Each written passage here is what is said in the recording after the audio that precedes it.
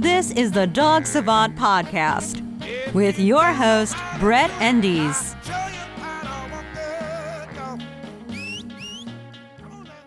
Hey everyone, this is the Dog Savant Podcast, episode 11. I'm Brett, I'm your host.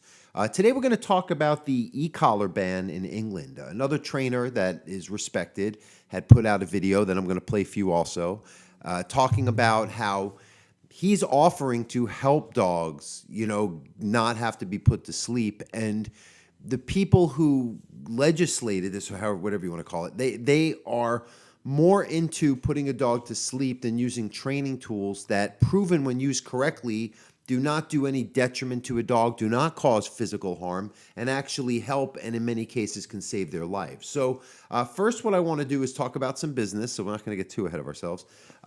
This is the podcast, so I would like you to please subscribe, rate, review, all that good stuff, share with your friends. I want you to, kind of get the word out there because that's what's going to keep this going. I have a Patreon account to support my podcast and videos I do. It's patreon.com/the Dog Savant. My YouTube channel, Dog Training LA, and my website, dogtrainingla.com.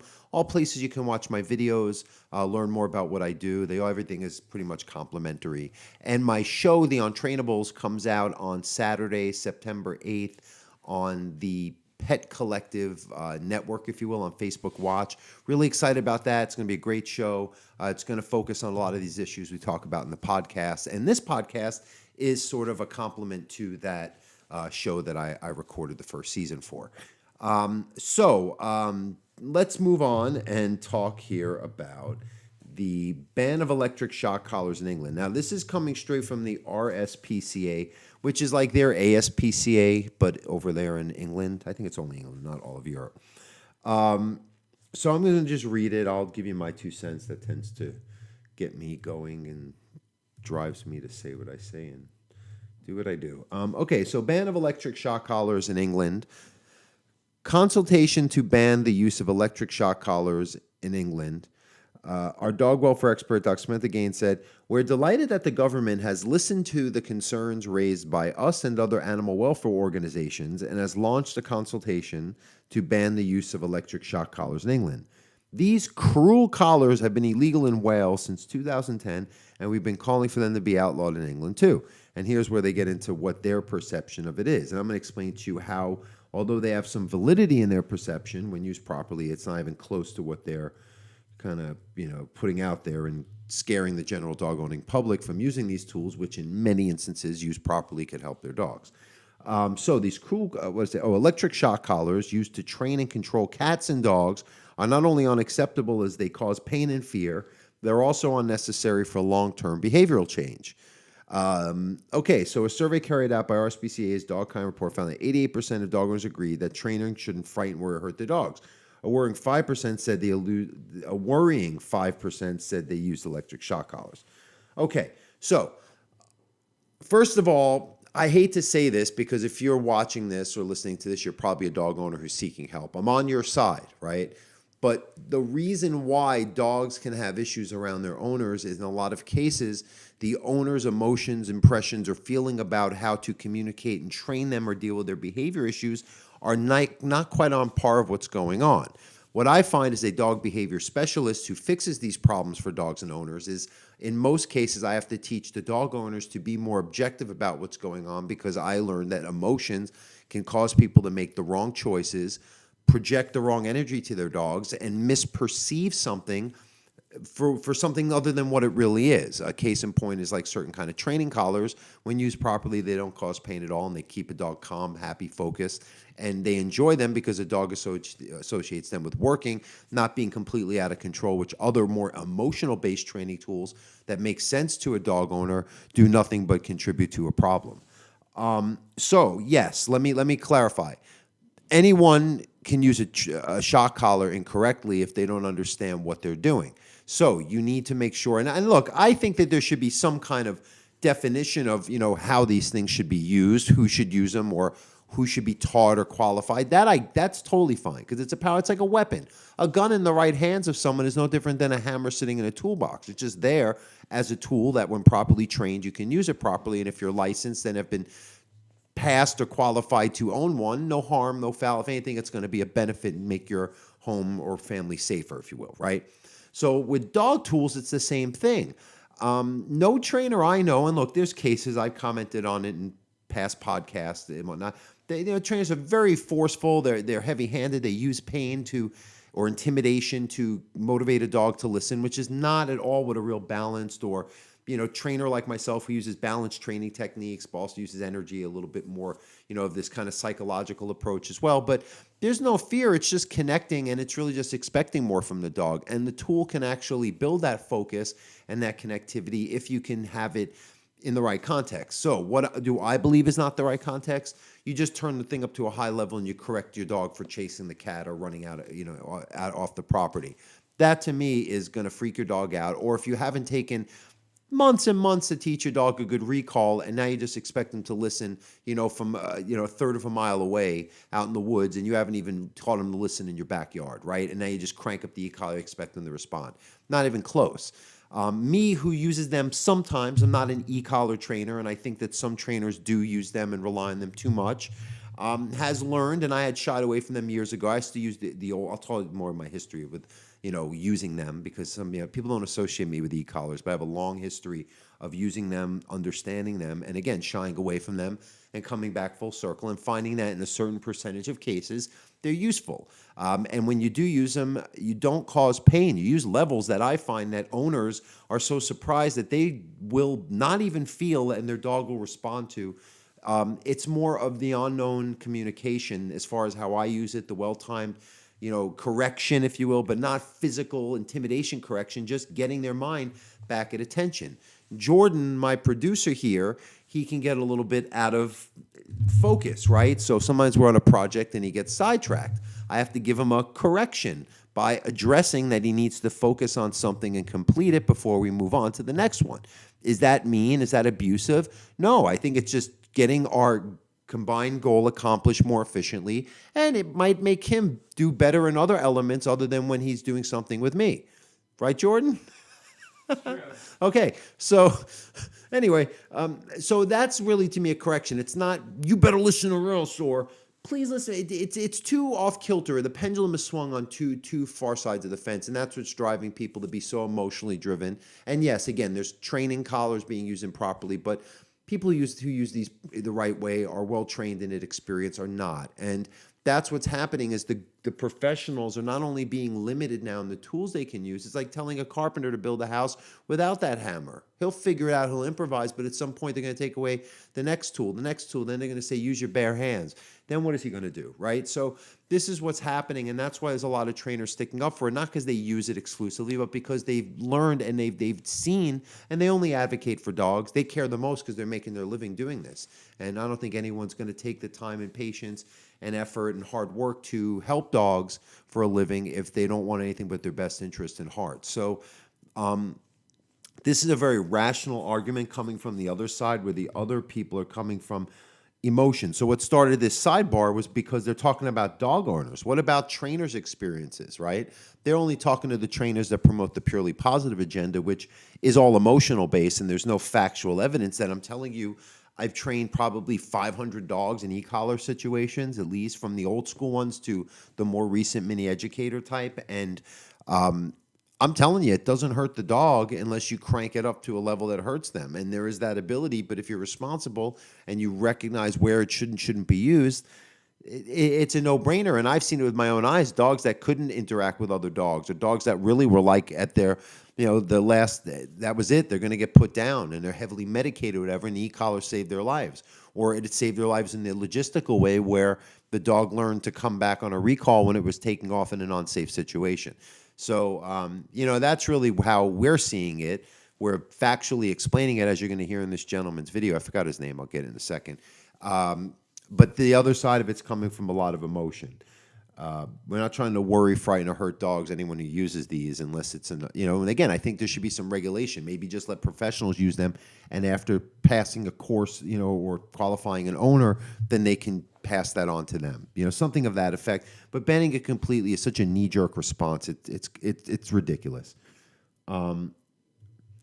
Yeah, so that's pretty much it. It just goes in. I'm not going to bore you with all there's a whole thing, and I admittedly didn't read it either, the actual legislation, but it's coming from a place with a lot, and we're also coming from a place where we see the dogs that are so messed up from that type of passive dog training that doesn't provide a balance in correction and reward.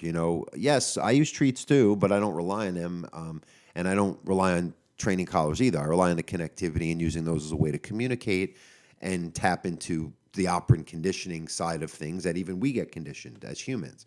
But relying on it or vilifying it based on an emotion and not having the actual experience, that's who they should be listening to. So with that said, we're going to listen to someone who is experienced. And this is, I have actual Facebook friends that I know really well, that I've met in person. Some that you just kind of in passing, of, you made a comment or two and a thank you or how you been. Okay, short video message. Let me just take this down here. I think this guy's in England. Anyway, so what I was saying is in Europe, Western Europe at least, there's a lot more of this kind of type of thinking we have here. And that's what we're concerned about, is that if we don't stick up for the other countries where this is happening, where dogs are dogs, they don't know where they live. So dogs need training everywhere. Sorry about that. We had a little mic cord issue. It fell out of the mic. Anyway, so I was saying that in Europe, especially Western Europe, there's other places where they're creating these, bands of training tools, and it's going to come here eventually. It's going to start in certain states or communities, certain, are already like a lot of the local shelters. I think the humane societies and all of them tend to be against it. But we have to circle the wagons, not because we're having a knee-jerk reaction, because we've seen these things help dogs. And all these people who are talking about it, you hear them speak. You can hear the difference between them just rationally stating facts. This gentleman is saying, listen, you're saying a better option is, instead of using a training tool, put a dog to sleep or medicate it. Why don't we just see what training can do? Because we've all seen this, guys like us see it with our own eyes. So we have to circle the wagons to make sure that this doesn't happen to us, and it's not, dogs are dogs. So we want to make sure that it's, anywhere. These good trainers with experience who know what they're talking about are not being limited. And of course, it doesn't limit other trainers in other places soon enough, because it's the nature of things. We're getting into this very bizarre place in our world, that is very backwards in its thinking. It's really all this overly, but it blinds us from seeing what's going on. And then while the destruction is everything's falling in its wake. So this gentleman has from Take the Lead Dog Training. I'm going to get his name here real quick. Oh, come on, let's go. I'm absolutely livid. So yeah, I'm livid too, buddy. Trust me. But he's from Take the Lead Dog Training. I believe he's in England. And he's giving a challenge saying, listen, before you put these dogs down, because that's what they'd rather do, is put the dogs on medication or put them to sleep and say there's nothing we can do about it. But all of us have seen these dogs have been labeled that and fix them, in many cases, quite easily by tapping into what's really going on and creating a more balanced approach to the training. And this guy's saying, look, if you're going to put a dog down anyway, let me try. Let me show you. You'll hear what he'll say.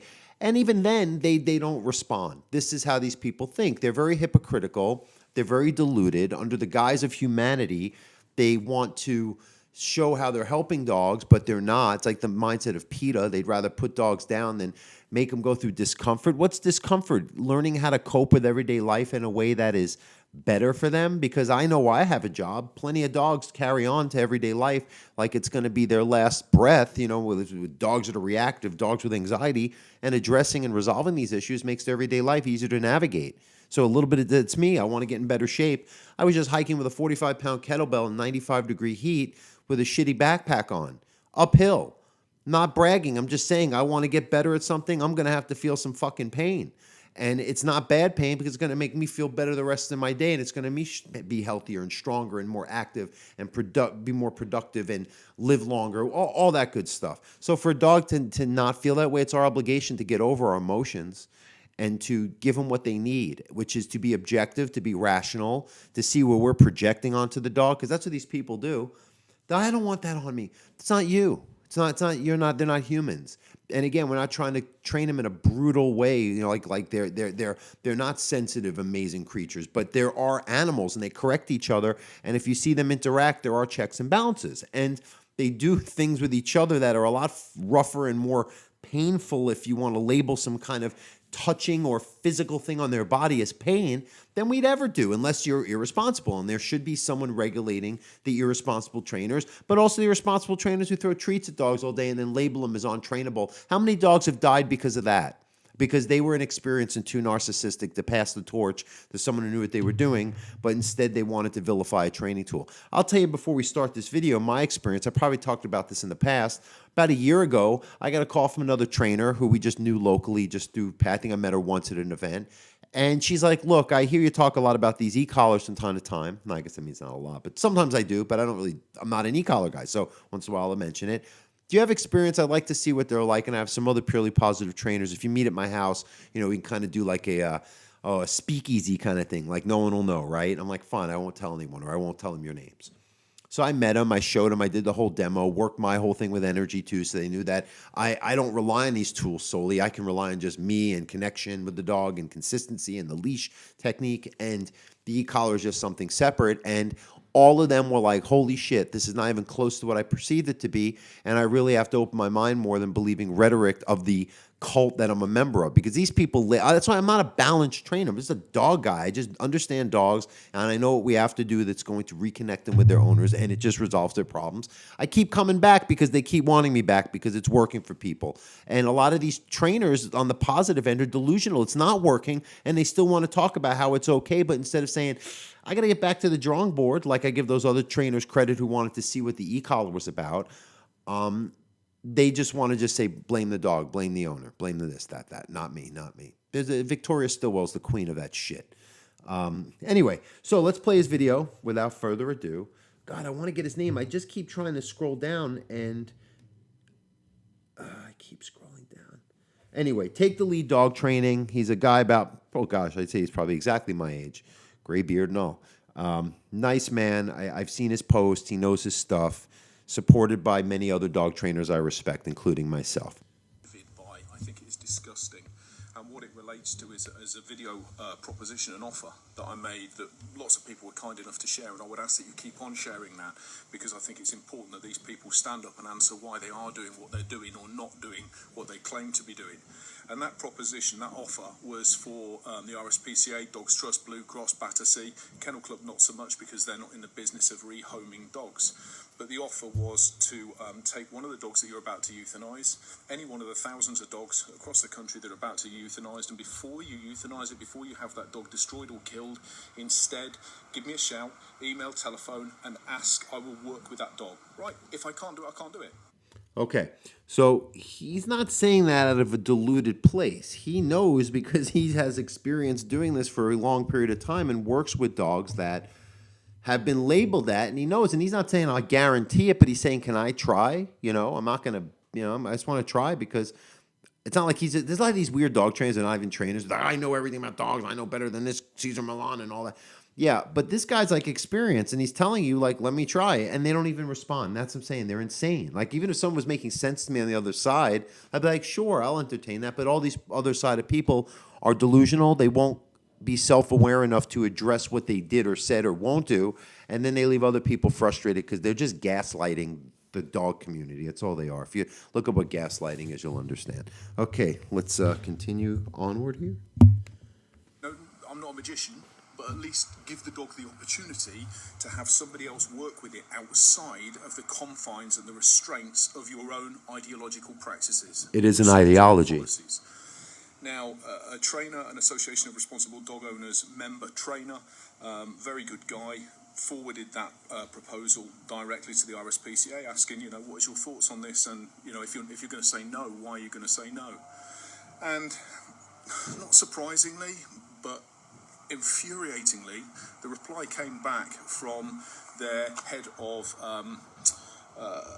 Science and Policy Department that whilst they do euthanize dogs, put in a way that it's, I'm not going to say word for word what the email says, but put in a way that makes it sound a lot less often than it actually is, that they're not prepared to look outside of their existing Right. They won't even admit the true numbers or the context of when they euthanize these dogs or they get rehomed or, I once worked with the Max Fund. I'll call you out, Max Fund, because I was going to work with you. You reached out to me and I went to work with you. And the first thing they asked me, other than the beautiful lady who was so upset at how I was treated when I came there on my own time, this was when I lived in Denver.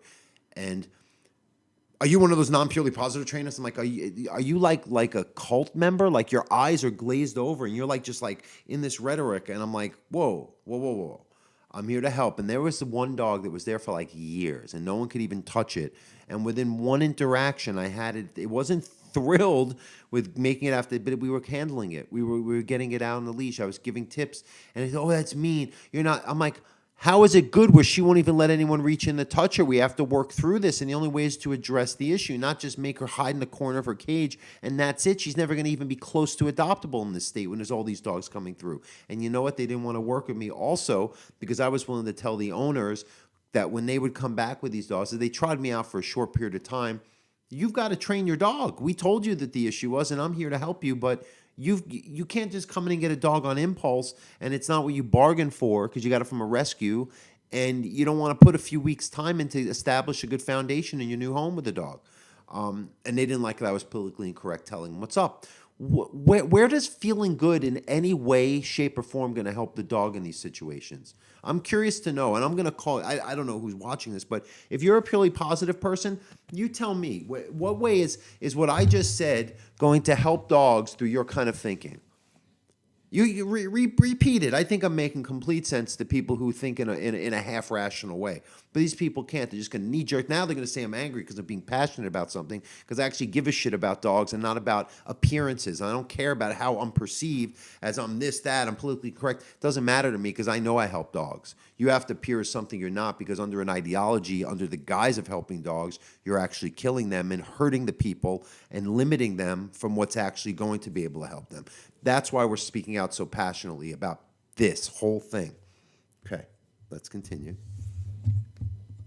Where electronic training aids are concerned, even though the original offer didn't say I want to work a dog on electronic training aid, but that was the presumption, the assumption. Electronic training aid is e-collar, shock collar, stimulation collar. Whatever. I probably would if it was necessary. If it wasn't, I wouldn't. But I wouldn't restrict myself to not doing. Anyway, so what they've come up and they've said, science has shown that the use of electronic training aids compromises welfare. They always tout science. What is that?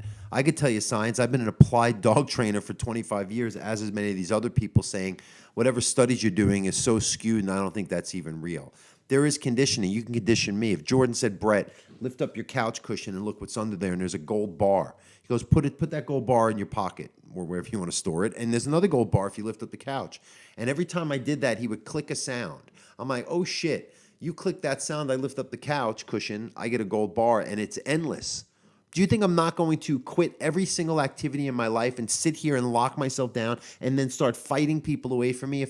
That's how conditioning works. And it's good to teach things, it's good to shape behaviors and reward accomplishment.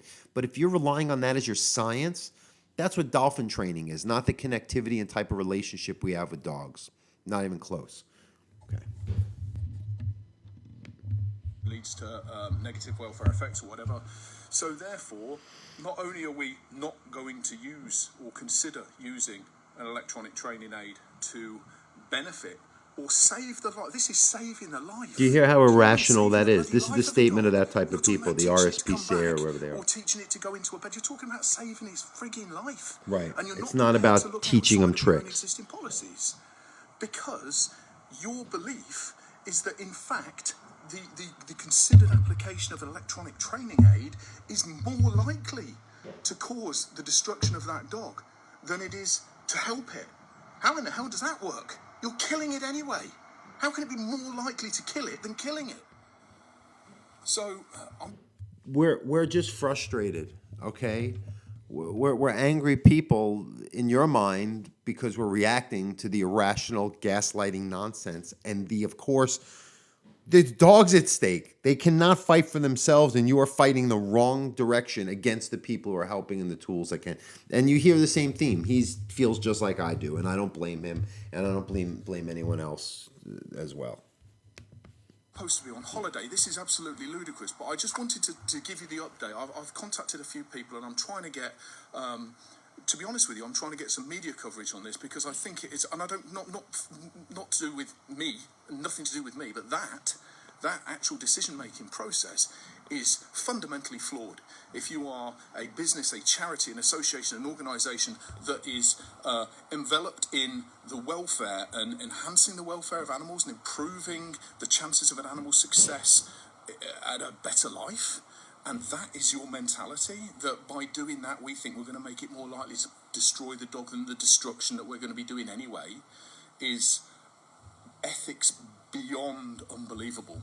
I am absolutely flabbergasted by that, and I would ask that you ask them yourselves, and trying to get some coverage on this, because these people need exposing. These organisations need exposing. They've been exposed before, and they should be exposed again, because it is abysmal. Thank you. That's exactly why I'm doing this podcast today. Again, Take the Lead Dog Training. He's putting out good, relevant stuff. I'm just sharing it. You can go on my Facebook. I've shared it too. But yeah, that he says it perfectly. This is ridiculous. I'm hardly an e-collar guy. I don't speak about it a lot, but this is it's not the e-collar per se. It's the mindset of the people backing these bans. This has to stop. Why don't people take a step back and see, are there really that many dogs being rehabilitated through these types of thinkings and ideologies, and how many dogs are miserable living with their owners with these behavioral issues that aren't even in shelters and being put down for them? So this is an epidemic. That's really what the science should be looking at, is doing statistical studies on how many dogs are imbalanced based on the type of thinking humans are partaking in, the more me, indulgent, narcissistic type of thinking versus maybe a few generations back, and how dogs might not have even shown these type of issues. And dogs still live with people a lot even before then, So I'm just curious, is it really the dogs? Is it really the tools? Or is it the mindset? And those people with a certain kind of mindset are the ones banning the tools that, when rationally used, they're not doing any harm for dogs. Okay, that's good. I think we made some good points on this podcast. Again, the podcast, the Dog Savant, subscribe, review, share with your friends. Go on my social media. Go on my website. You can link to everything, thedogsavant.com or dogtrainingla.com. You can go either way. My show, The Untrainables, will be out on Saturday, September 8th. Please support that. Really share. We want to get a big following here. I want to get this to keep going, and I can't do it without the people supporting, what I'm doing. My Patreon, The Dog Savant. You can find me. Support in any way you can if you're willing to. That'd be awesome. And I'll keep doing this free content as well. I'll do it either way, but it would really be helpful. And keep listening. Stay tuned, and stand up for your dog and stand up for their rights to be trained how you want them to be trained. Thank you.